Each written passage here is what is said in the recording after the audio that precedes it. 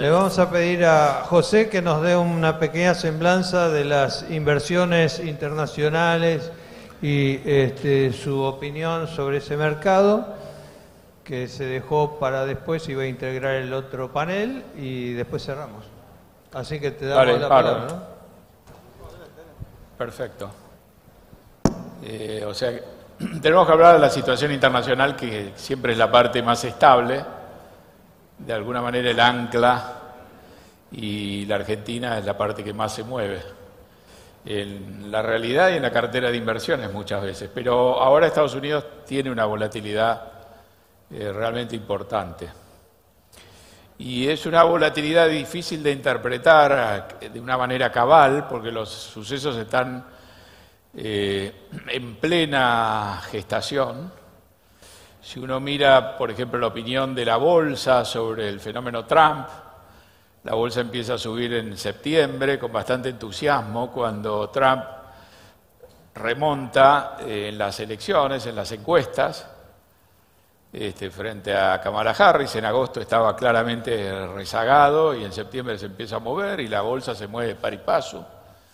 Y la bolsa hace récords cuando en la campaña avanza Trump, cuando Trump gana la elección muy rápidamente, cuando Trump asume el 20 de enero y sigue haciendo récords hasta el 19 de febrero, que fue el último récord del Standard & Poor's. Hasta ese entonces, la bolsa conocía perfectamente la plataforma y la agenda de campaña y los temas que citaba Trump, pero pensaba que, como pasó en su primer mandato, una parte de ese discurso era para la tribuna y la parte más razonable iba a prevalecer. Pero a partir del 20 de febrero, o sea, un poco más de 3 semanas, la bolsa tomó en cuenta que efectivamente Trump quería hacer lo que decía hacer, por más que pareciera exagerado o disparatado. Y desde el 20 de febrero lo que la bolsa ha hecho ha sido caer con mucha rapidez y la bolsa de los récords pasó a una corrección, una caída mayor del 10%, primero en el Russell 2000, después en el Nasdaq, después en el S&P. Así que no basta con saber qué es lo que dice Trump, no basta con tomarlo en serio, a veces hay que tomarlo de manera literal y a veces es imposible tomarlo de manera literal. Él está planteando a Canadá que quiere subirle los aranceles, pero también que quiere anexar a Canadá, y esa es la parte más difícil de comprender. Cuando uno se pelea con Trump, lo primero que tiene que entender, más allá de lo que pide Trump, es en el fondo hacer un esfuerzo para saber qué es lo que quiere Trump, qué es lo que pretende. Él hace un planteo.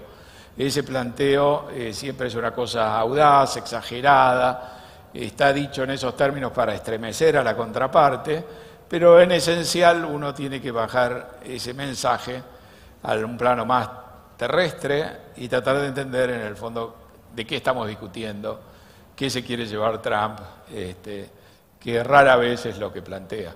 En el caso de Canadá esto se ha convertido en una tarea realmente muy, muy complicada.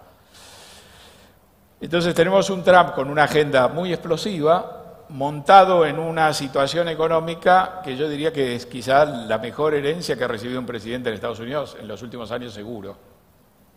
Estados Unidos crecía al 3% los últimos 3 trimestres del año pasado, si uno mira al lado de la demanda claramente.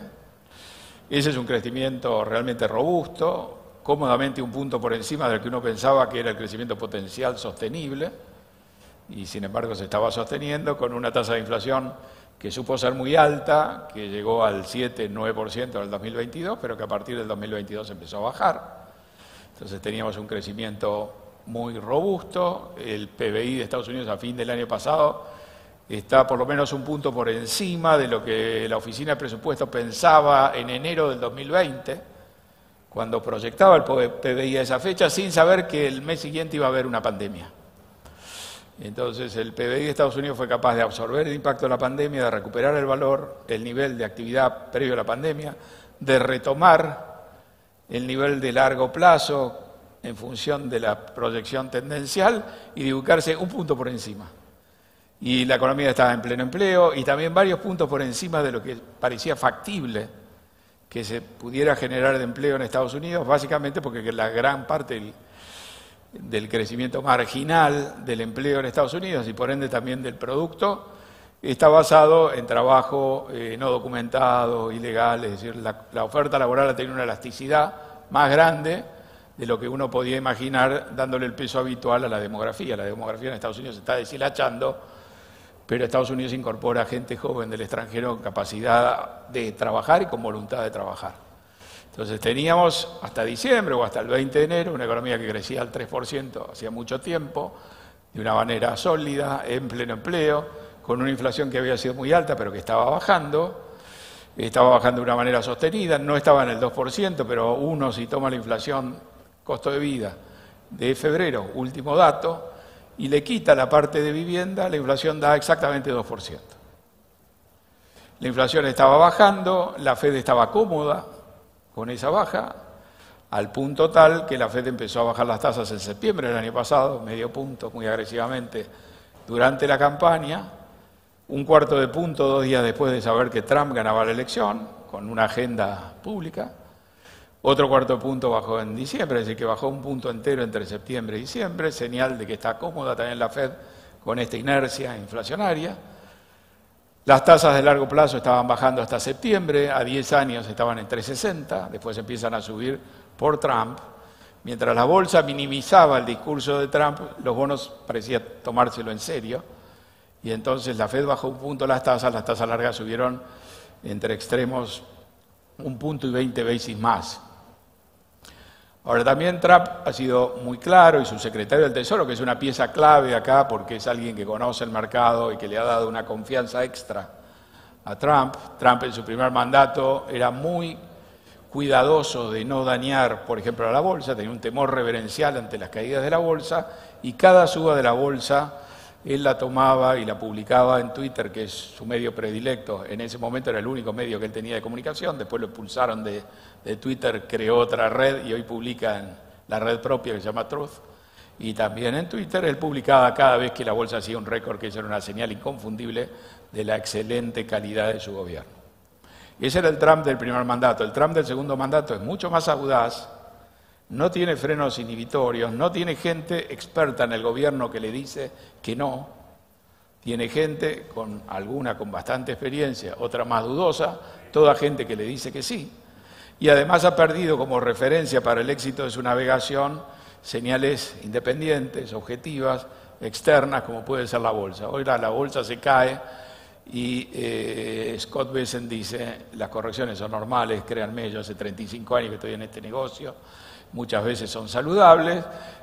Trump le pregunta a María Bartiromo si cree que va a haber una recesión, y Trump, que también está grande, que es algo que nos olvidamos, bueno, no dice ni que sí ni que no, puede ser, no puede ser.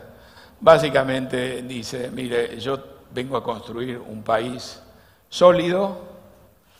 Si miro lo que hace China, los chinos tienen una visión de 100 años. Nosotros manejamos estas cosas mirando la bolsa, mirando trimestre por trimestre, y esto no se puede hacer así. Este Trump es mucho más peligroso que nunca, porque no tiene ninguna señal objetiva a mano que le diga que va por el camino equivocado, salvo que choque contra la pared y que vaya para atrás. Entonces tenemos un Trump donde la agenda no es tan distinta que la del primer mandato, pero que está para empezar a ser ejecutada. La agenda es más complicada que la del primer mandato, hay algunos aditamentos muy agresivos, toda la parte de demandas territoriales no existía en su primer mandato, y ahora eso incluye la pretensión de que anexar a Canadá y retomar el control del Canal de Panamá, controlar Groenlandia y hacer, creo que, un resort de lujo en la Franja de Gaza, por ejemplo, ¿no? Como todo lo que dice Trump, hay que tomarlo en serio, quizás no hay que tomarlo en literal, pero uno se puede equivocar, y hay que considerar y hay que preguntarse qué es lo que hay detrás. Trump tiene una preferencia sobre los aranceles que es muy genuina. Muchas de las posiciones de Trump, toda esa mentalidad que uno podría decir mercantilista que hay detrás de sus posiciones, estaba presente cuando él era simplemente un empresario y un aportante del Partido Demócrata, 40 o 50 años atrás, y él lo sigue manteniendo, pero ahora él tiene la capacidad y la voluntad de hacer lo que él piensa y no lo que le dicen terceros, que es más prudente, etc. Entonces Trump está en esta etapa inicial impulsando aranceles a tasas tremendamente elevadas, con tres pretensiones detrás de los aranceles. Una, de generar puestos de trabajo en Estados Unidos, recuperar empleo industrial. Dos, aprovechar la recaudación que le pueden brindar los aranceles. Tres, usar los aranceles como herramienta de presión, como un instrumento para forzar la negociación y conseguir otros objetivos distintos de lo que puede ser comercial a través de esa herramienta. Es difícil entender, entonces, cuando uno es la contraparte de esa negociación, en concreto, qué es lo que busca Trump. Me queda muy claro que la incertidumbre, el caos que genera, tiene un blanco muy directo, muy fácil de entender. Si usted es un empresario que produce y vende en los Estados Unidos, yo lo voy a volver loco. El negocio de usted es que venga y produzca en los Estados Unidos. Por el lado de la recaudación, Trump dice, repite, Trump no come vidrio, no es tonto ni sonso. Trump repite que los aranceles son impuestos que pagan los extranjeros, cosa que solo podría ser así si Estados Unidos fuera un monopsonista o bajo condiciones muy, muy extremas. Bajo las condiciones estándar, la recaudación de aranceles la paga alguien en Estados Unidos. Puede ser el consumidor, pueden ser empresas importadoras, pueden ser los productores, pero digamos, es una recaudación que paga y que sale del ingreso en Estados Unidos. Trump dice, yo voy a montar un sistema impositivo que va a pivotear sobre la recaudación que le cobro a los extranjeros a través de los aranceles y voy a reducir o eliminar el Internal Revenue Service, el servicio impositivo y los impuestos que pagan los residentes. Eso no resiste más que una sonrisa, pero los números no dan, las magnitudes no dan y todo eso. Pero no hay duda que él apunta también en esa dirección. Si él quiere la recaudación de aranceles, entonces no le sirve que uno produzca en Estados Unidos. Es decir, él tiene que sostener las importaciones para que haya recaudación. Si él quiere eliminar las importaciones y que haya producción, no va a tener la recaudación. Con el tema de la negociación, de vuelta, uno se imagina a Canadá teniendo que negociar aranceles después de una integración que lleva 30 años con México y con Estados Unidos. En el 94 se firmó el NAFTA, Trump lo criticó, en el 2018 se firmó el USMCA a instancias de Trump. Trump dijo que era el mejor tratado de libre comercio, con su habitual modestia, de toda la historia, y ahora llega y él está violentando la letra del tratado, que no fijaba aranceles, o a lo sumo lo fijaba en nivel del 1% para un grupo muy grande de productos, y arranca planteando aranceles al 25%. Esto es lo que no se puede hacer sin paralizar a la industria de los Estados Unidos. Es decir, la industria que está integrada, que produce automóviles, intercambiando piezas y con un circuito o una cadena productiva que toma a México, Canadá y Estados Unidos como si fueran tres provincias, como si fueran Córdoba, la provincia de Buenos Aires y Santa Fe, y mueve las piezas ahí sin ninguna restricción, aplicar las restricciones del 25%, ustedes entienden que eso paraliza en el corto plazo, y si uno quiere que eso funcione hay que rearmar todo de vuelta y probablemente aranceles bajos, no esos aranceles. Entonces, en ese frente, Trump avanza, anuncia estos aranceles, a las 24 horas lo visitan los CEOs de las tres compañías históricas americanas y él anuncia al día siguiente que se anula esto y se posterga por un mes para la industria automotriz. No termina el día y también lo posterga un mes a México, y a los 2 días demora un poco más en Canadá, porque Canadá, claro que está negociando los aranceles y la anexión, a Canadá se le soltó la correa, tienen una enorme agresividad, lanzan un paquete de represalias, y cuando Trump viene a quitarle los aranceles le dice: yo las represalias las dejo, salvo que vos me digas que en concreto que eliminás la pretensión de los aranceles. Aún así, a las 48 horas le saca los aranceles a Canadá. Estamos distraídos mirando eso, ese es el tercer riel donde no se puede pisar, pero todos los demás aranceles se pueden aplicar. Se puede aplicar el arancel al acero, al aluminio. Obviamente la medida puede ser inconveniente, la mitad o más del aluminio que usa Estados Unidos viene de Canadá, a costos mucho más bajos, Canadá tiene energía, etcétera. Ponerle un arancel del 25% se puede hacer, pero es un daño importante, sobre todo para todos los eslabones que vienen después en la cadena productiva y usan el aluminio, pero eso se puede hacer. Lo que no se puede hacer es donde uno tiene un proceso integrado y complicado que va y viene de los países vecinos, no se lo puede interrumpir. Todo lo otro será inconveniente, etcétera. Todo lo otro se puede ejecutar y todo lo otro lo está ejecutando Trump. ¿Con qué consecuencias en principio? Bueno, en principio Trump en el primer mandato tenía la bolsa como indicador, es decir, que si se le hubiera caído 10% la bolsa, Trump hubiera frenado. Ahora la bolsa no importa porque tiene un trader avesado al lado que le dice no te asustes por esto. Y entonces él avanza. El daño más concreto que se ha producido en tiempo récord, digamos el primer informe PMI que avisó que la actividad se había frenado en seco, toma data entre el 10 de febrero y el 20 de febrero. Trump asumió el 20 de enero, o sea que antes del primer mes ya uno podía recolectar información que decía que la actividad de servicios se había paralizado en Estados Unidos, que mucha actividad empezaba a sufrir la gran incertidumbre, la parálisis de decisiones asociadas a esta incertidumbre, ciertos aumentos de precios preventivos, sobre todo en los bienes que tuvieran que ver con la importación. Es decir, hay un daño contundente y muy rápido sobre la confianza de los empresarios, que viene de niveles muy altos y que se resiente, y hay un impacto mejor computado, muy profundo en la esperanza, en la expectativa de los consumidores. La confianza del consumidor ha caído 3 meses consecutivos, tenemos datos de enero, febrero y marzo. El nivel de marzo es 22% inferior al de diciembre. El consumidor ve una situación mucho más complicada en términos de sus perspectivas de empleo, en términos de la posibilidad de desarrollar sus planes de consumo, muy afectado por esta incertidumbre, y sobre todo ve un salto muy importante, hay un salto muy importante en las expectativas de inflación. Las expectativas de inflación en marzo, según la Universidad de Michigan, computan una inflación de 4,9% para este año. La inflación real, depende qué es lo que ustedes tomen, debe estar entre el 2,5 o 3. Ahí ha habido un salto muy profundo. La confianza del consumidor está al nivel más bajo desde noviembre del 2022. 2022 fue el año realmente complicado. Y la expectativa de inflación es la más alta desde 1991. Ni siquiera cuando la inflación fue a 7% o a 9%, en la primera mitad del 2022 la expectativa de inflación del consumidor fue tan alta. Y la expectativa de los inversores de activos de corto plazo, lo que uno ve en la bolsa, yo le cité la corrección. Es decir, que Trump está en una etapa inicial que puede durar todavía un poco más, de hacer anuncios.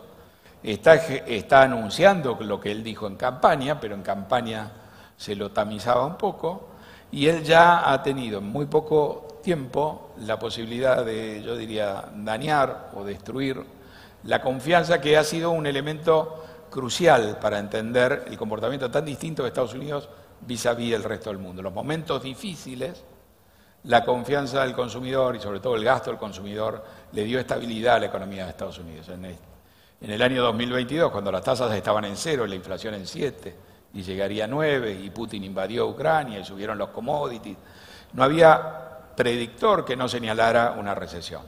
Y sin embargo no hubo ninguna recesión, a pesar de que la Fed tuvo que subir las tasas de 0 a 5,5 en poco más de un año.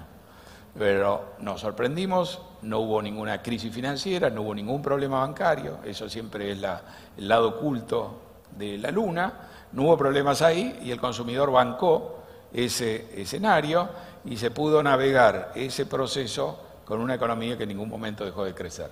Y al no dejar de crecer le permitió al Banco Central ajustar la política monetaria todo lo necesario para bajar la tasa de inflación. Ahora estamos en la situación inversa.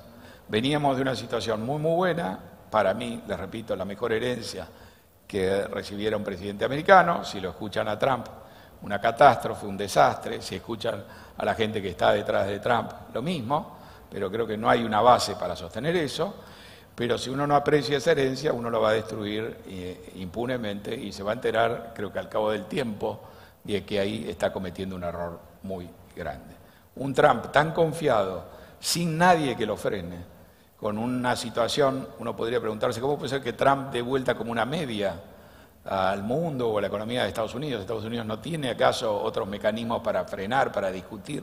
Estados Unidos en estas circunstancias está, yo diría, estupefacto, en una situación de estupor, de sorpresa, y Trump está avanzando con un vértigo y con un caos deliberado, entendiendo que hay que hacer esta política de shock y que hay que operar ahora porque después van a venir los frenos. Para peor, aquí alguien mencionó a James Carville sin nombrarlo, alguien dijo esa famosa frase de "es la economía estúpido", eso lo dijo Carville, que era el asesor de Bill Clinton en 1992. Carville debería estar retirado, pero sigue asesorando a los demócratas, y lo que Carville le ha dicho a los demócratas es: no cometamos el error del primer mandato de Trump, donde nos peleábamos con Trump por cada decisión que tomaba. Ahora lo que tenemos que hacer es desaparecer. A nosotros nos ganaron la elección, nosotros tenemos que salir del radar, desaparecer, hacernos los muertos, no existir, y dejar que Trump siga cavando su fosa. No tenemos que aparecer en ninguna foto, de manera tal que la gente entienda que el que generó este desastre es Trump, y nos vengan a buscar a la casa y pedir por favor que hagamos algo. Entonces, tenemos este proceso político que está exagerado, porque Trump exagera inicialmente cuando quiere anunciar, pero que claramente es mucho más potente de lo que uno podía esperarse. Ese está generando un daño muy fuerte en el terreno, uno podría decir, de la data blanda, las expectativas, la confianza, los comentarios sueltos. Ahora, la economía de Estados Unidos es mucho más sólida que eso. La economía sigue creciendo, ha creado 125.000 puestos de trabajo el primer mes del año, en febrero 151.000, y no hay recesión en Estados Unidos cuando uno crea esa cantidad de puestos de trabajo. La inflación en febrero dio 0,2, la inflación desde agosto, si uno mira la mediana, da 0,3% al mes, sin cambios. Como les decía, si uno saca housing, la inflación está en 2%. Lo que se está desacomodando son las expectativas de inflación, las encuestas de actividad, las decisiones de los empresarios, las decisiones de los pequeños empresarios, que eran muy, muy optimistas con Trump y con la política proteccionista, pero que ahora se dan cuenta de que operar en estas condiciones de incertidumbre es muy difícil. Y entonces estamos en una fase de transición entre un Trump que no tiene freno y empuja una agenda, esa agenda que destruye, digamos, la parte blanda de la actividad económica que sigue siendo resistente, y por ende Trump puede seguir empujando, lo cual es un problema. Una crisis que estaba cantada y que no se ha producido, y que es un dato muy importante porque le va a permitir a Trump empujar más. Es decir, todos estamos mirando México y Canadá y las idas y vueltas, pero por otro lado Trump le ha subido en 2 movimientos 20 puntos los aranceles a China. Y China no ha hecho prácticamente nada, salvo las respuestas rutinarias. China, en el primer mandato de Trump, cuando Trump le subió los aranceles no más de 14 puntos, produjo una depreciación del yuan fuerte. Y eso que los aranceles se aplicaron solamente sobre una parte de las importaciones totales. Y esa depreciación del yuan generó una zozobra cambiaria muy importante. Quizás lo más interesante de este proceso ahora es que no tenemos zozobra cambiaria asociada a la aplicación de aranceles, y eso permite que Trump avance más. Esa es una decisión que ha tomado China deliberadamente. Entonces, al no tener apreciación, esta inestabilidad cambiaria, y mucho menos en los niveles que uno podía pensar, este proceso ha quemado una etapa que iba a ser muy cruenta, de grandes dudas en el mercado cambiario. Y está produciendo lo que se iba a buscar con una negociación posterior, que es la depreciación del dólar. Y eso es un recordatorio de que uno puede imaginar distintos caminos de esta crisis, pero realmente hay varios caminos alternativos. Al no haber crisis del dólar, uno hasta podría pensar que lo que se está produciendo es una depreciación del tipo de cambio real multilateral, del peso argentino, de una manera pacífica, sin que movamos un dedo. Y en cierta medida algo de eso también está sucediendo. Ahora, la pretensión de Trump y de la gente que está detrás de Trump es la de producir un cambio, un nuevo orden internacional, por decirlo de alguna manera. Pero esto es como Jonathan Swift, que escribió un libro de filosofía moral, Los viajes de Gulliver, y le salió un libro de literatura infantil. muy exitosa, pero digamos para lo que él pretendía no era. Entonces Trump está descuajeringando el orden internacional que tenía problemas que estamos heredando de antes, está generando un nuevo desorden internacional, pero no necesariamente está sentando las bases para algo sostenible hacia adelante. A uno le pueden gustar los aranceles, mucho, poco o nada, pero tampoco los aranceles son el instrumento para corregir los problemas que sus votantes quieren corregir, que es la pérdida, digamos, de los empleos industriales, de la industrialización en el corazón de Estados Unidos, elementos que han quedado atrás no por culpa de la falta de aranceles, sino por la tecnología y muchos otros elementos. Los aranceles promueven la producción en Estados Unidos, no promueven el empleo en Estados Unidos tampoco necesariamente. La deportación de mano de obra claramente no promueve el empleo de Estados Unidos, lo hace mucho más complicado. 6% del empleo en Estados Unidos es indocumentado, ilegal. Muchas actividades en Estados Unidos se basan en la contratación de ese empleo, la construcción, tareas agrícolas, los servicios, restaurantes, etc. Entonces, Trump está empujando una agenda, no tiene frenos en el corto plazo. Las señales primeras que prenden una luz amarilla y que lo contenían él en su primer mandato, él las está minimizando. Una señal que podría frenarlo, que es la inestabilidad cambiaria, no está presente porque China ha elegido deliberadamente esa estrategia, y esto lleva apenas 2 meses, y cualquiera que le dan un chiche de esto puede pensar que puede jugar 3, 4 meses con él. No sé cómo decirte que estamos pasando el tiempo, pero bueno, la audiencia me va a matar si no te lo digo y me va a matar si te lo digo porque el tema es muy interesante. ¿Crees que el dólar se va a apreciar o se va a depreciar? No, yo creo que esto conduce a una depreciación del dólar porque eso es lo que buscaba el gobierno. Bueno. Pero sí creía que iba a haber una apreciación intermedia y esa fase no se produjo. Creo que es salvable una recesión, pero de Trump depende. Si Trump sigue empujando aún una economía sólida, pero que tiene una solidez que está enancada enteramente en el pasado, en la inercia, hay un presente que es pura erosión. Y si uno deja esa erosión sin control, se puede llevar puesto a la economía de Estados Unidos. Ahora está sucediendo algo muy benigno. Estados Unidos se está arruinando y están mejorando otras áreas del mundo. Está reaccionando Europa después del cachetazo. Y entonces estamos viendo que se cae la bolsa en Estados Unidos y que sube en Europa y Japón. Ahora, si la crisis en Estados Unidos es muy profunda, eso se lo va a llevar puesto también. El oro está en $3.000. Este es el mundo ideal para el oro, digamos, en este sentido. No porque haya mucha incertidumbre solamente. Hubo más inflación y más incertidumbre en el 2022. La inflación llegó al 9%, medida por el costo de vida en junio del 2022, y el oro no fue a ningún lado.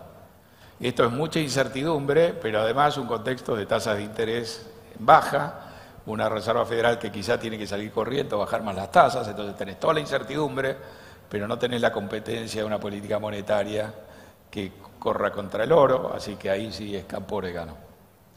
José, agradeciéndote tu presencia, te hago la pregunta del estribo, digamos. Bien. ¿Cómo encaja Argentina? Voy a ver qué respuesta te doy. ¿Cómo ves vos que encaja Argentina dentro de este mundo Trump? Bueno, primero, Milei ha hecho una apuesta.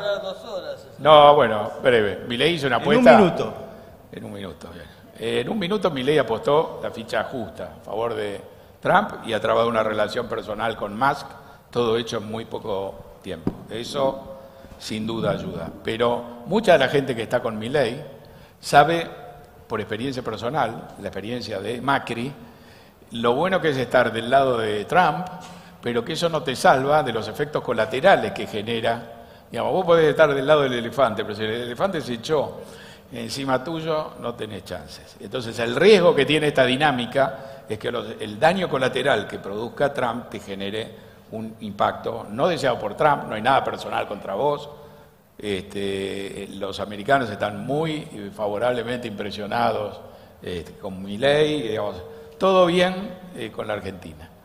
Pero, siempre hay un pero, nosotros necesitamos que el mundo funcione de una determinada manera, si tenemos un déficit de cuenta corriente, eso está claro, necesitamos financiarlo con la cuenta de capital, y está claro que nos tenemos que apurar y cerrar el acuerdo con el fondo. Está claro que Trump puede ser de ayuda para resolver algún pequeño problema. Está claro que Milei está haciendo también los deberes, o sea que no está pidiendo un favor por el cual no haya hecho los méritos, pero digamos, si uno lee, por ejemplo, el proyecto 2025 de la Fundación Heritage, que le ha aportado ideas, personal a Trump, ahí lo que se plantea es que Estados Unidos debe salir del fondo, debe salir del Banco Mundial, debe salir de la OECD.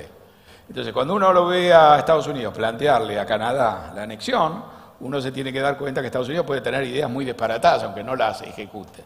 Entonces, entre otras cosas, conviene apurar y cerrar el acuerdo con el fondo antes que a alguien se le ocurra poner en tela de juicio cómo sigue la relación del fondo con Estados Unidos. O sea, yo creo que estamos del lado correcto de la ecuación, en circunstancias que a lo mejor no son las mejores. De casualidad, esta debilidad del dólar nos viene bien, pero lo mejor que podemos hacer es rediseñar nuestro programa, que sea viable, depender lo menos posible de las cosas de afuera y poder colgarnos de las cosas que son positivas. Milei no se cansa de hablar él quiere dos acuerdos, uno con el fondo, otro con Estados Unidos por el Tratado de Libre Comercio. Está claro lo que están padeciendo Canadá y México, no lo evita un Tratado de Libre Comercio escrito por Trump, etcétera, pero creo que se pueden hacer cosas importantes en sectores puntuales y está bueno, en principio, empujar eso. Pero lo básico, lo esencial, la incertidumbre que estamos viendo ahora, creo que requiere una resolución rápida, un repensar de cuál es el esquema que vamos a aplicar para lo monetario y cambiario hacia adelante y tenerlo eso cerrado con el fondo. Volver a estar en la misma página con el fondo creo que es bueno. Bueno, muchas gracias por tu valiosa y breve participación. Fuera del programa, además. Fuera del programa, espontánea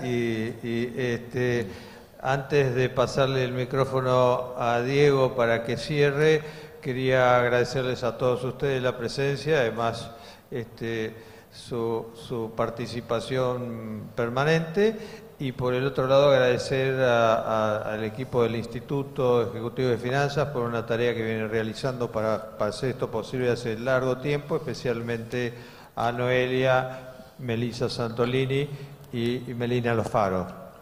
A través de sus gerentes generales quiero agradecer a todos ellos y le paso ya el micrófono a Diego. Y desde luego, honestamente, muchas gracias por tu conocimiento y tus ganas de compartir. Simplemente agradecerles a todos que se han quedado hasta tan tarde y les recordamos que el 13 de mayo tenemos nuestro congreso, así que los esperamos a todos allá. Muchas gracias.